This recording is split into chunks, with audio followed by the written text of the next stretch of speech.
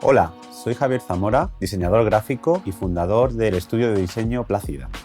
Nuestros diseños están orientados a la identidad visual corporativa y al packaging de producto. Algunos han sido publicados en editoriales como Monocle, Stalten, Canterprint y por web especializadas como Typeroom y Communication Arts, entre otras.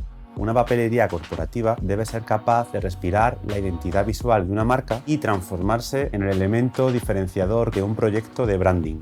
A partir de formas básicas, geometría y tipografía, sintetizo al máximo el número de componentes de un diseño gráfico. Es una forma de comunicación más directa y un camino para llegar a soluciones funcionales y atemporales. En este curso de doméstica verás cómo trabajar la papelería completa de una marca a partir de su logotipo. Como proyecto final, te enseñaré a estructurar todos los elementos de papelería y packaging para un proyecto de branding.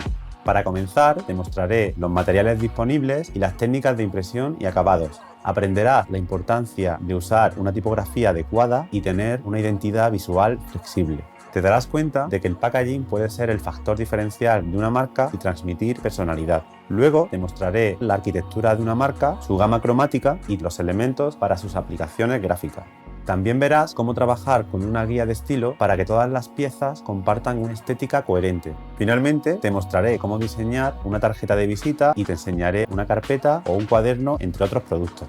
Aprenderás también cómo realizar prototipos en papel, a elaborar una presentación técnica para el impresor y otra para el cliente. Cuando el cliente haya dado su visto bueno, te enseñaré a realizar los artes finales. Al terminar este curso, aprenderás la importancia de diseñar una papelería corporativa que transmita la identidad visual de una marca combinando distintos materiales y técnicas de impresión. Es necesario tener conocimientos básicos de diseño gráfico, Adobe Illustrator y Photoshop. Aprende a transmitir la identidad visual de una marca en el packaging.